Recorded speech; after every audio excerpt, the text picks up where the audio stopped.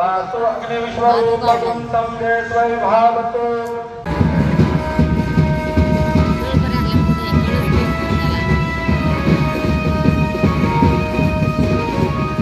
Guys welcome to my new blog. अभी हम लोग रेडी हो चुके हैं जाने के लिए।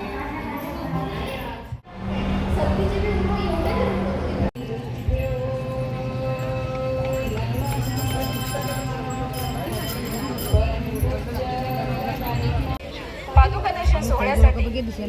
उपस्थित सर्व माझे गुरुबंधू गुरु भगिनी सर्वांना माझ्या सांप्रदायीने जय सियाराम। प्रवचन रूपी सेवेला सुरुवात करण्या अगोदर आपण आपल्याला जो आत्मिक आनंद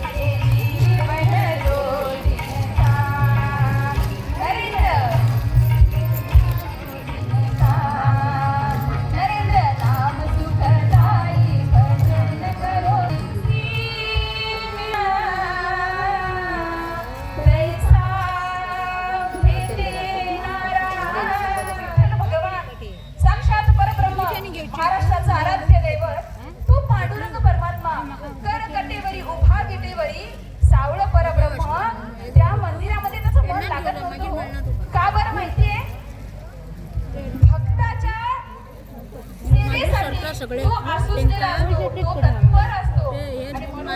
म्हणून म्हटलं समजते ना सगळ्यांना तर बघा संतश्रेष्ठ नामदेव दादा बसा खाली आपण सगळ्यांनी बघितलं तुमच्या इथले जोयडाचेच आहेत ते आता तुम्हाला वाटेल मी इथे सांगेल ना माझा अनुभव तेव्हा वाटेल की ताई काहीतरी म्हणत असतील पण हे इथं जिवंत उदाहरण आहे माऊलींचं निर्गुण शक्तीचं काय आहे ते तर त्यांना डॉक्टरांनी सांगितलं अनेक डॉक्टर आपण काय करतो ना एका डॉक्टरच्या विश्वास ठेवत नाही ना शेवटी बाळ म्हटल्यानंतर ते खूप सेन्सिटिव्ह विषय असतो आपल्या आई वडिलांसाठी त्यांनी दवाखाने केले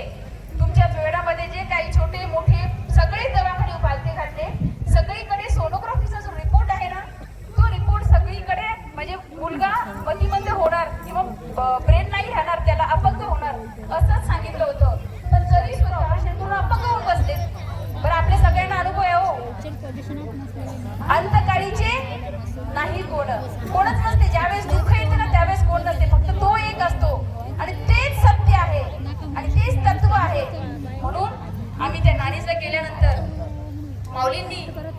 सांगितलं दर्शन घेऊन आपल्याला संत साहित्य मिळणार आहे कॅलेंडर आहे त्याचप्रमाणे मंत्राचा फोटो आहे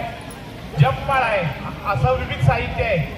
स्वामीजींचं कॅलेंडर आहे ग्रंथ संपदा असं विविध साहित्य आहे जे आपल्या सगळे असणं आवश्यक आहे ते आपण खरेदी करायचं आहे चला दर्शन घ्यायला ना गती वाढवा जरा पटपट चला